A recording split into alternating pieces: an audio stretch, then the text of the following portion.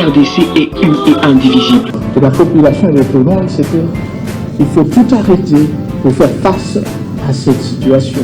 Et que nous ferons de cette terre richement bénie un réel havre de paix, de prospérité et de progrès social.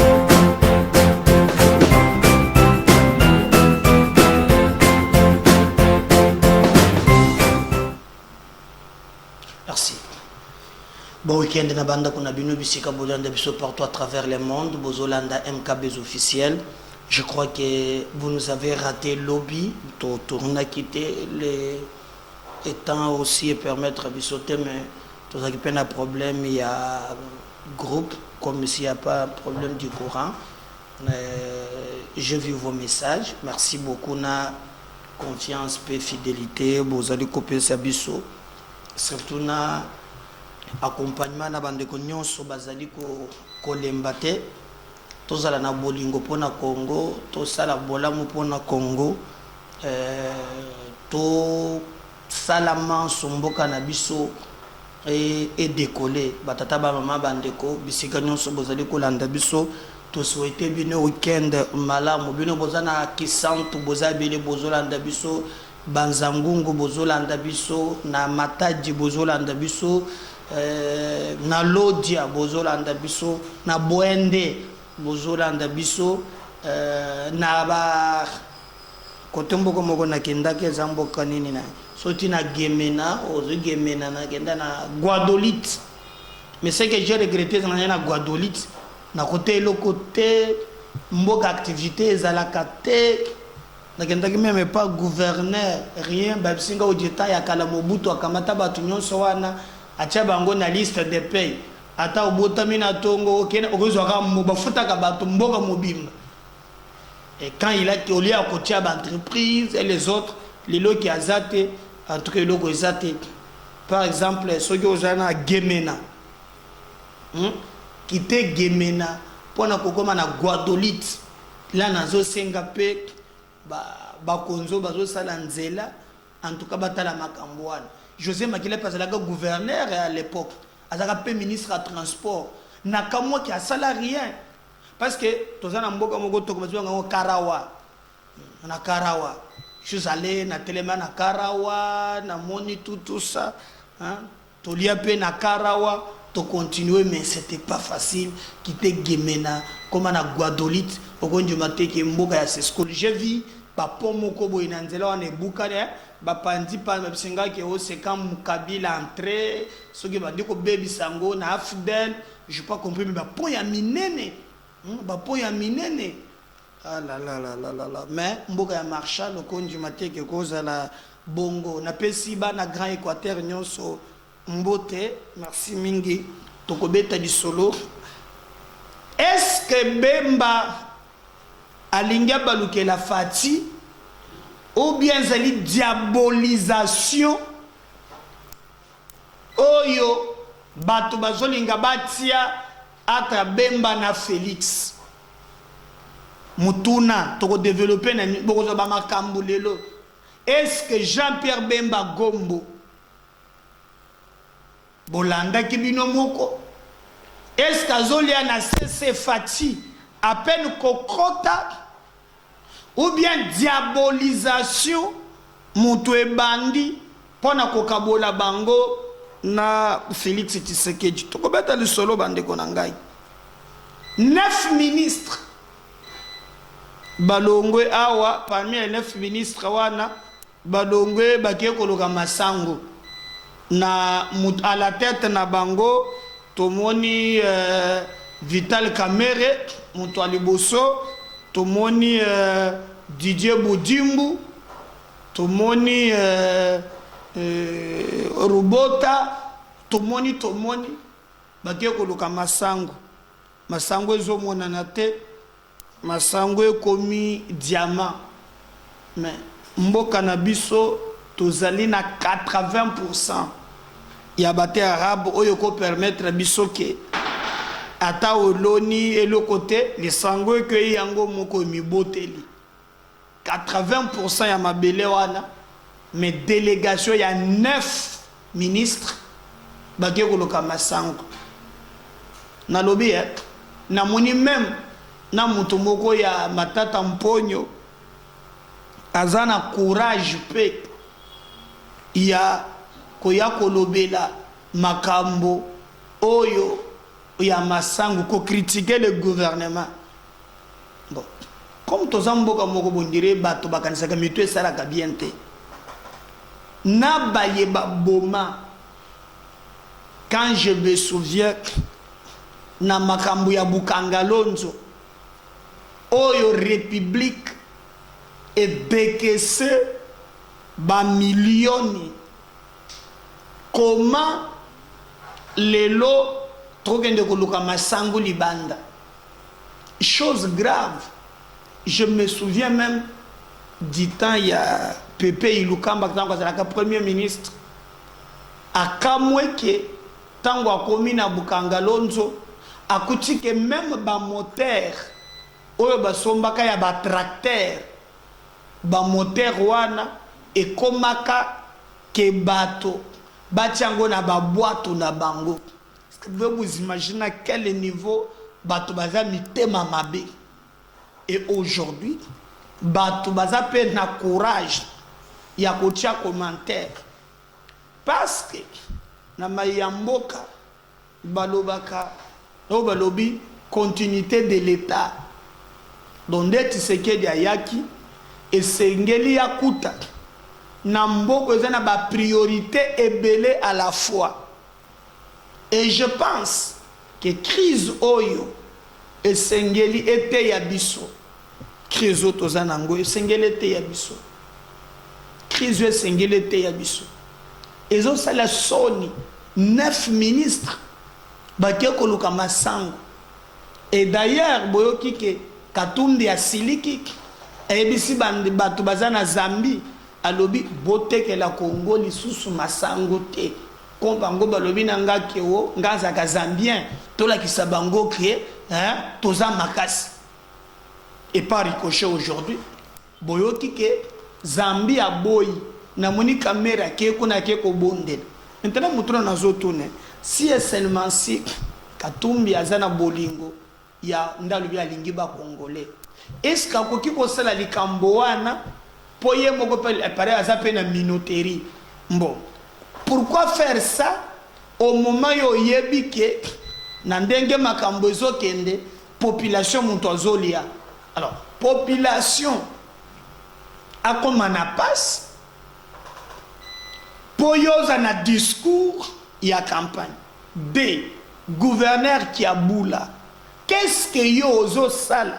Parce que Zambie, mabele nini ye Zambie akoki kozala na yango, oyo biso na Katanga tokozala na yango te, pote kendaka kokende kosala makambo wana. Et je pose même la question, même na ministre oyo ya agriculture.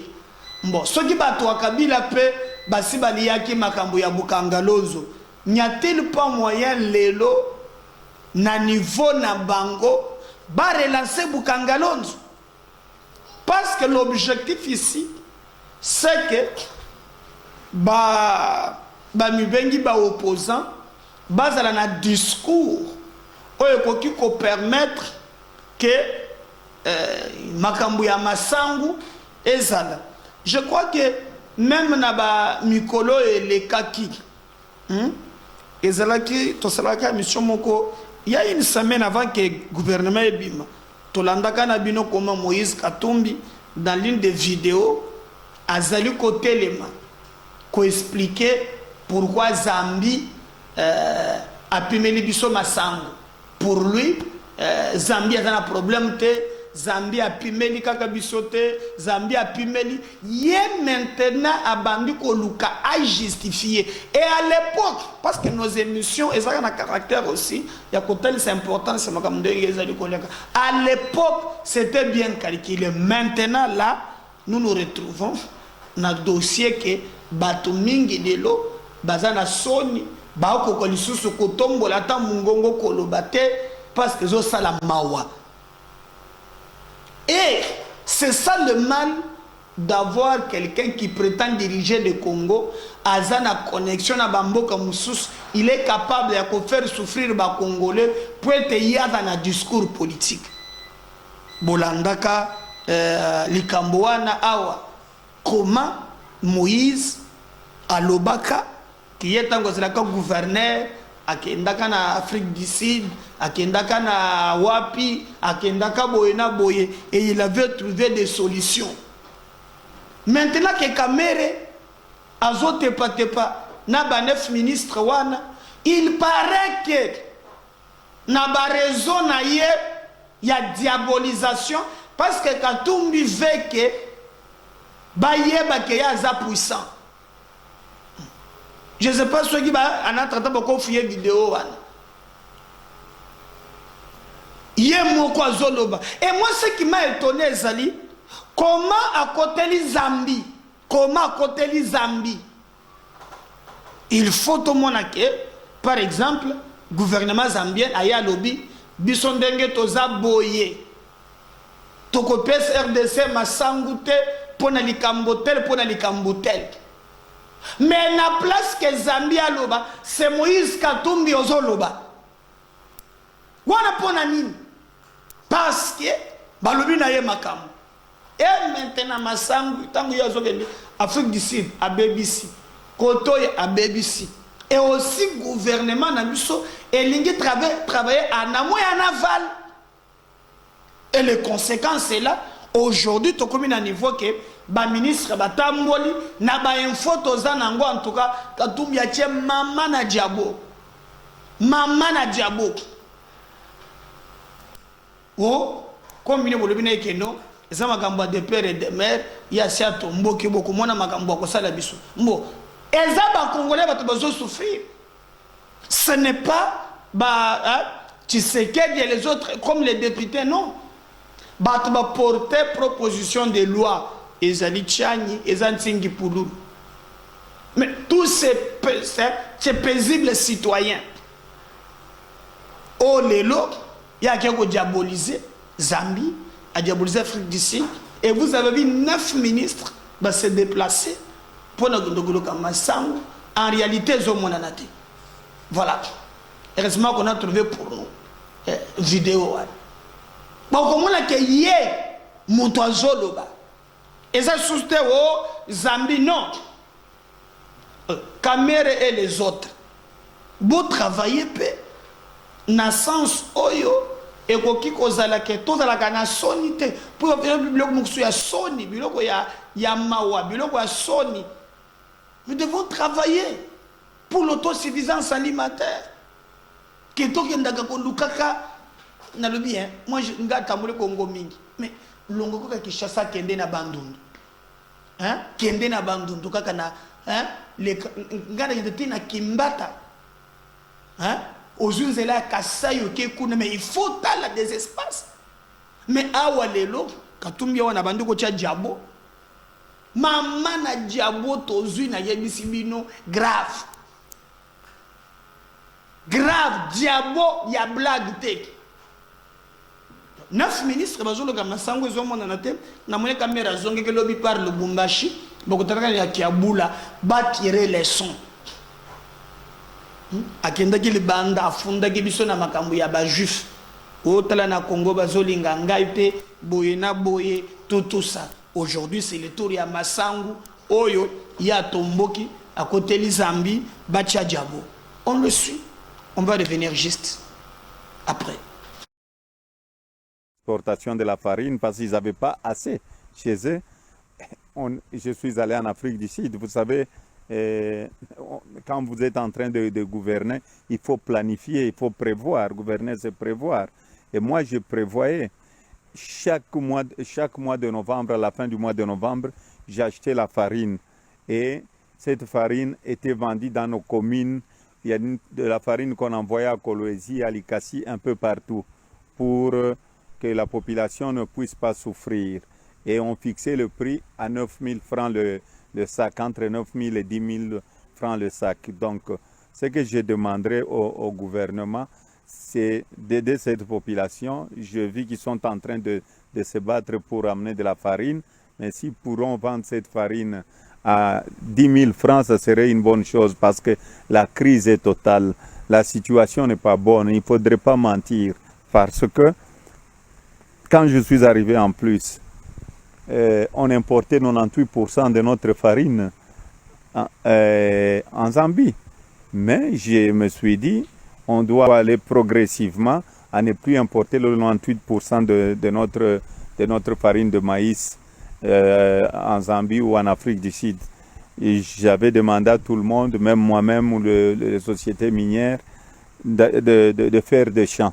Et l'importation qui était à 98%, l'importation, quand j'ai quitté le gouvernorat, était plus ou moins à 75%. Donc il restait 25%. Donc il faut continuer avec cette politique du cuivre vert qui est le maïs chez nous ici au Katanga. Mais s'il n'y a pas cette politique, l'année prochaine on aura des problèmes. Il y a la sécheresse qui arrive en Afrique australe. Si vous regardez, même la Zambie l'année prochaine aura des problèmes. L'Afrique du Sud, pour la première fois, est en train d'importer même le maïs jaune en Afrique du Sud. C'est-à-dire il y a un problème. Et quand il y a un problème, quand on est dirigeant, on doit trouver des solutions. Il ne faudrait pas dire c'est à cause de X, c'est à cause de Z. Quand il y a eu le problème de la farine ou le choléra à Lubumbashi, est-ce que vous aviez vu le gouvernement venir au Katanga, dire nous allons sauver la situation de choses? Non, je le faisais moi-même parce que j'étais avec mon population, je devais trouver des solutions pour cette population qui m'avait porté, qui m'avait donné la chance de devenir gouverneur. C'est une population qui m'a soutenu et je sais que je continuerai toujours à soutenir la population. Je suis en train de voir comment je pourrais aider aussi cette population. Je ferai peut-être une proposition au gouvernement pour amener la farine qui va coûter 10 000 francs. Vous savez, le ridicule ne tue pas. Moi, quand je suis arrivé en tant que gouverneur, j'avais trouvé la farine à 35 $. Prenez les images, j'étais au gouvernorat, 35 $ le sac de 25 kilos. Et je n'ai pas accusé X ou Z. Je n'ai pas dit c'est à cause de telle personne, parce que la frontière, d'abord, il y avait l'interdiction par la Zambie qui n'exportait plus sa farine du côté du Congo et dans d'autres pays parce qu'ils n'avaient pas assez aussi en stock. Qu'est-ce que j'avais fait? Je suis allé en Afrique du Sud déjà la première année pour importer de la farine. Ce n'est pas la première fois que la Zambie interdit l'exportation au Congo et à d'autres pays. La Zambie, pour cette année-ci, a dit interdire à 6 pays qui importaient la farine. Ce n'est pas seulement la République démocratique du Congo. Il ne faut pas mentir à la population. Il faut dire la vérité à la population pour dire, voilà, au Zimbabwe, il y a eu interdiction. De Malawi, la Zambie avait interdit d'exporter au Malawi. Et en Afrique du Sud, parce que l'Afrique du Sud prenait aussi une partie de maïs, et le Botswana aussi, et la République démocratique du Congo. Et c'est chaque année. Pendant les 5 ans, il faudrait, prenez les images que vous avez, vous pouvez montrer les images. Il y a eu même des ministres qui ont été dans mon gouvernement quand on avait décidé d'aller en Afrique du Sud parce que la Zambie avait interdit l'exportation de la farine parce qu'ils n'avaient pas assez chez eux. Je suis allé en Afrique du Sud. Vous savez, quand vous êtes en train de gouverner, il faut planifier, il faut prévoir. Gouverner, c'est prévoir. Et moi, je prévoyais chaque mois de novembre, à la fin du mois de novembre, j'achetais la farine. Et cette farine était vendue dans nos communes. Il y a de la farine qu'on envoyait à Kolwezi, à Likasi, un peu partout, pour que la population ne puisse pas souffrir. Et on fixait le prix à 9 000 francs le sac, entre 9 000 et 10 000 francs le sac. Donc, ce que je demanderai au gouvernement, c'est d'aider cette population. Je vis qu'ils sont en train de se battre pour amener de la farine, mais s'ils pourront vendre cette farine à 10 000 francs, ça serait une bonne chose parce que la crise est totale. La situation n'est pas bonne. Il ne faudrait pas mentir parce que quand je suis arrivé en plus, on importait 98% de notre farine en Zambie. Mais je me suis dit, on doit aller progressivement à ne plus importer le 98% de notre farine de maïs en Zambie ou en Afrique du Sud. Et j'avais demandé à tout le monde, même moi-même ou les sociétés minières, de faire des champs. Et l'importation qui était à 98%, l'importation, quand j'ai quitté le gouvernorat, était plus ou moins à 75%. Donc il restait 25%. Donc il faut continuer avec cette politique du cuivre vert, qui est le maïs chez nous ici au Katanga. Mais s'il n'y a pas cette politique, l'année prochaine on aura des problèmes. Il y a la sécheresse qui arrive en Afrique australe. Et si vous regardez, même la Zambie l'année prochaine aura des problèmes. L'Afrique du Sud, pour la première fois, est en train d'importer même le maïs jaune en Afrique du Sud. C'est-à-dire il y a un problème. Et quand il y a un problème, quand on est dirigeant, on doit trouver des solutions. Il ne faudrait pas dire c'est à cause des X, c'est à cause des Z.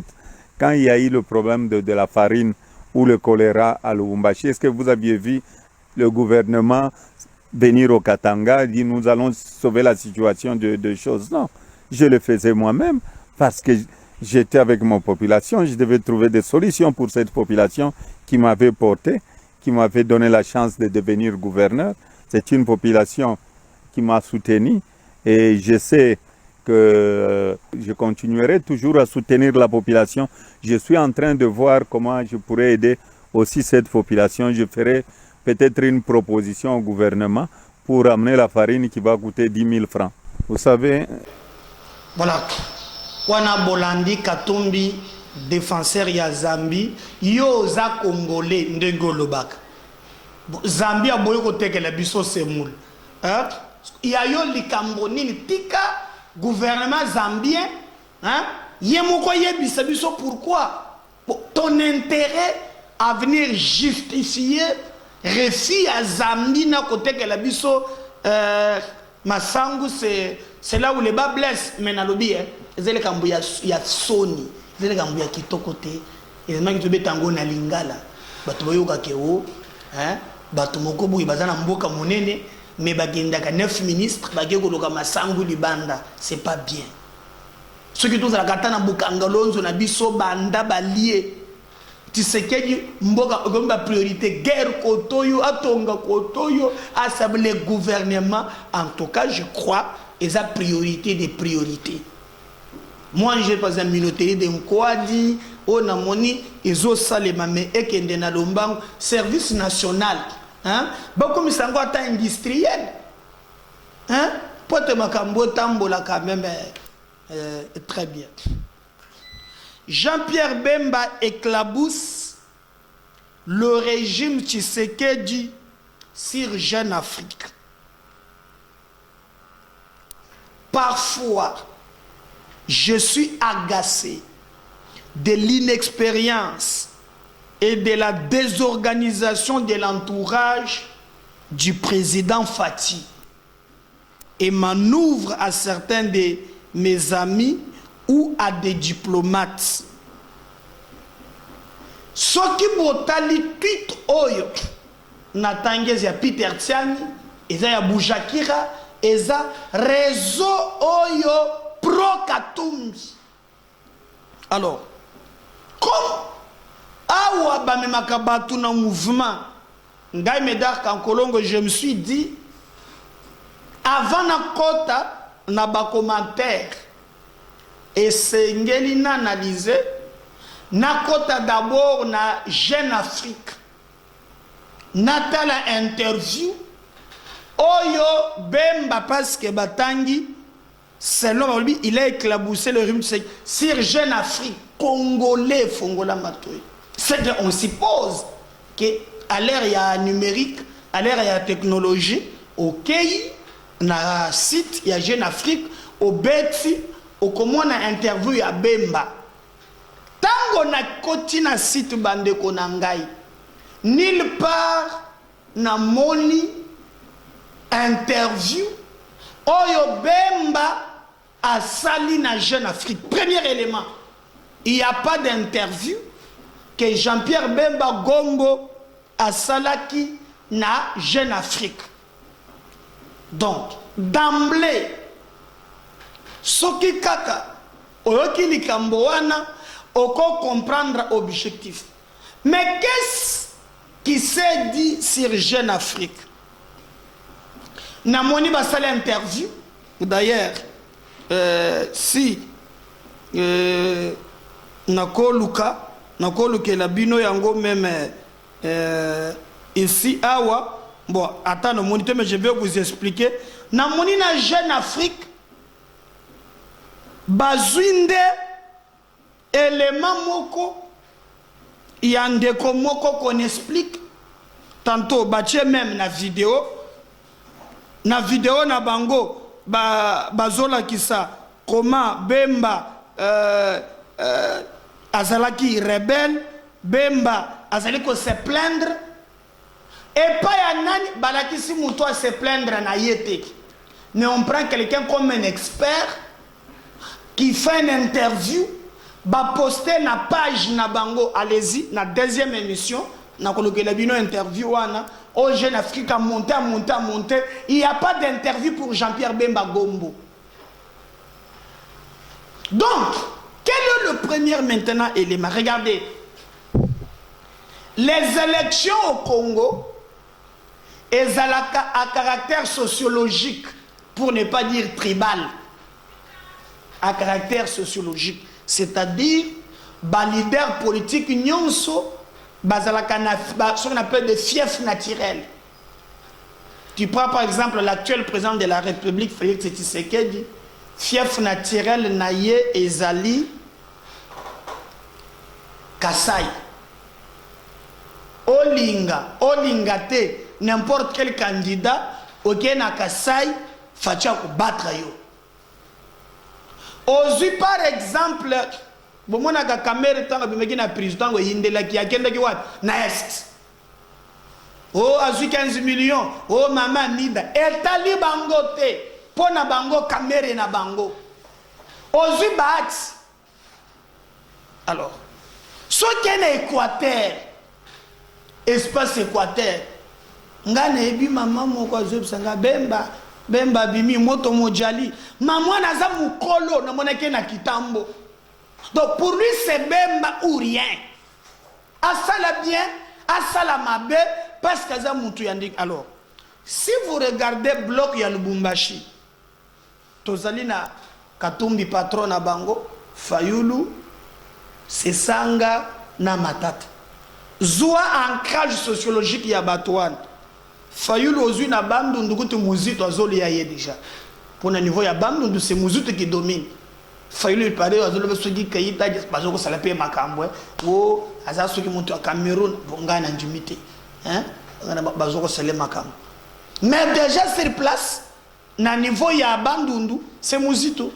Ozui Matata il représente quoi? Matata aza na formule moko asala ki alona ki masango na bandundu ebota université na Manyema juste place na yewan ndakozwa bavoi c'est sanga kutu na parlons pas c'est sanga déjà en 2018 azalaki secrétaire général ya regroupement ya Katumbi mais akena Kasai yena Claudel Lubaya ko battre campagne pour na Tshisekedi il ne représente rien même na Louisa.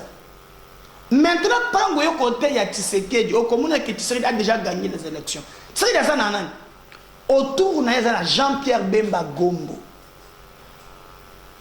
Hein?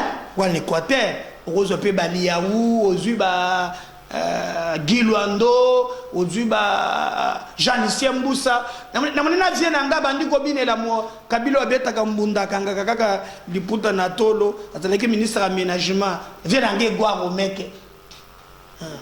Egwake Omer. Ya kama bine loketo PTV wan. Na moni mwa na stade tala fatia munene na tolo. C'est que Fayulu na président bango Katumbi bazana batute. Maintenant qu'est-ce qu'il faut faire? Ba mettre maintenant laboratoire et ben il faut comprendre l'enjeu maintenant est sécuritaire bitumba na est. Ba moni aliri ya Bemba, aliri ya rebelle na makanisa zanango bamoni Bemba oyo akoya apesa Tshisekedi babasa na Tshisekedi bitumba M23 balal biso tokozanga discours. Qu'est-ce qu'il faut faire? Division maintenant Bemba na Tshisekedi. par le humain. Première information, oh, Bemba pesi ultimatum na Tshisekedi ke ayebisa ba ya seba longwa. Ça n'a pas tenu. Et bandaki lisusu Bemba akonjimana ye poste wana vice-premier amikitisi.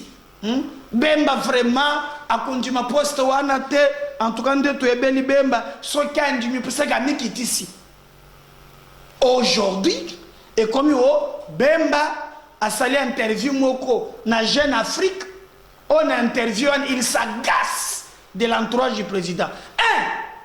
Comme bayebi que président Nyons azana ba collaborateur na ye batia en disgrâce Jean-Pierre Bemba en conflit na entourage à président, parce que quand tu dis par exemple que non, il s'agace de l'inexpérience. C'est que le président de la République a une compétence à qui ko so batomoko ya pinate ba entourakaye en contexte Bemba le benanga ndenge wana na longoli Bemba peut aller moto pe là comme ça on va récupérer. Bino pe bozo commenter soki botele bato ba tweeter très les réseaux ya Katumbi parce que tweet onga na zanango awa ezali ya Peter Tchani, hein? Peter Tchani azali bras droit ya Moïse Katumbi. Alobi Jean-Pierre Bemba éclabousse le régime Tshisekedi. Est-ce que vous comprenez l'intention? Et puis alobi sur Jeune Afrique, Bino Bozo Landangai, allez-y sur Jeune Afrique. Dans la deuxième émission, on va chercher extra vidéo. Je mets quiconque en défi à la Kisanga na Jeune Afrique et si Bemba sali interview. Parce qu'on cite même, vous savez, en communication, il y a ce qu'on appelle les sources d'information. On appelle ça source d'information. C'est pourquoi même à un certain niveau, il y a ce qu'on appelle en communication la confrontation des sources. C'est parce que information nous sommes et ça n'a objet angle communicationnel. Information koya mobimba, on fait ce qu'on appelle en communication le démarquage. On doit se démarquer. Azu info à Memina Yango. Mais ba fait ezalaka sacré en communication, ba commentaire ezalaka libre. Donc quand on par exemple que non, Bemba sali interview na Jeune Afrique. Avant d'abord ya kocha commentaire, yo kende d'abord beta Jeune Afrique, Beluka interview à Jean-Pierre Bemba Gom nde ozongi. Mais comme il est en train d'embourber, d'enfoncer tout le monde, ata otangite mbalamoko lobby. Ezamawa. Là où les bas blessent aussi, les gens ont compris que Bemba a quelque chose. Parce que dans le conseil des ministres, Moko et Kaka, je crois qu'il y a les bosso. Bah ministre Bazaleki Bélé, Fatia Salaka, mon anecdote, nous voulons bléir maintenant.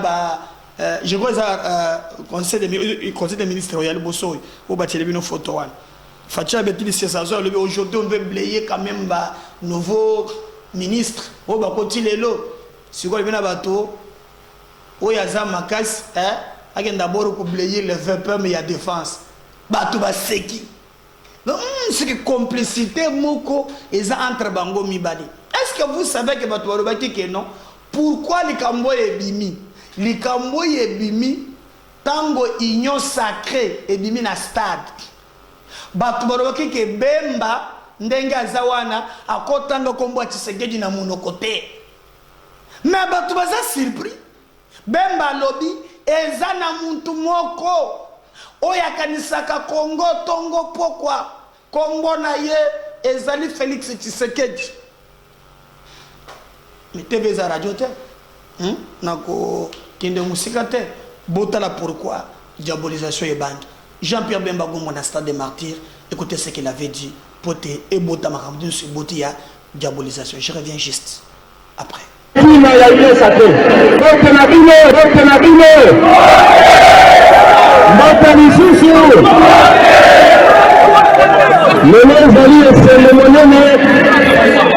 volant de Koutani Awa, le cadre, il y a union sacrée de la nation. La base à président Bosso, premier ministre, président Kabila, président Yassera Mahati, ayebisi bino ntina ya union sacrée. Union sacrée esalami mpona baparti nyonso ya Congo oyo toza na vision moko ya développement ya Congo kozala esika moko kozala uni mboka na biso eza na kati na kote monene kaka mboka na biso esanga na biso unité na biso ekotinda message mosika koloba ko Congo kotikala moko emutu moko te akodirize Congo bolami nai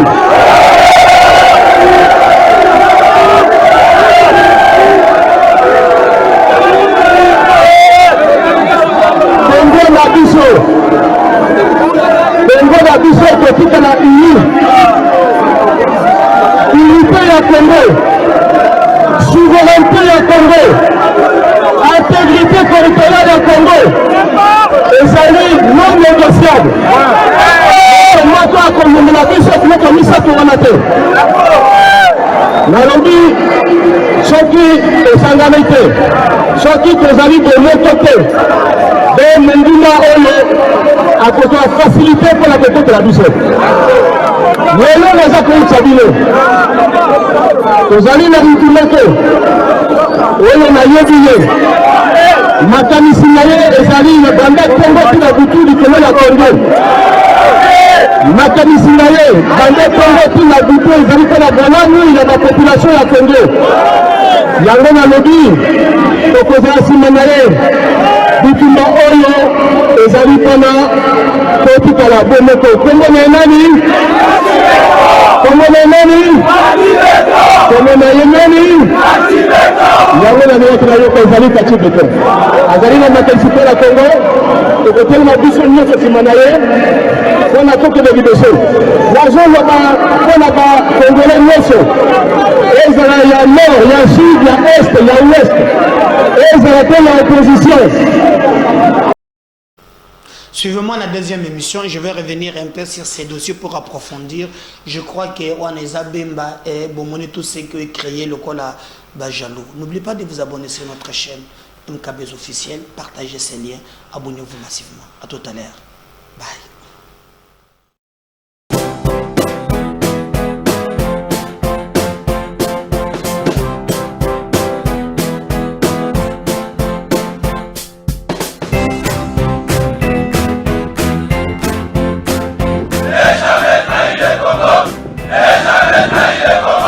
La RDC est une et indivisible. Et la population répondante, c'est qu'il faut tout arrêter pour faire face à cette situation. Et que nous ferons de cette terre richement bénie un réel havre de paix, de prospérité et de progrès social.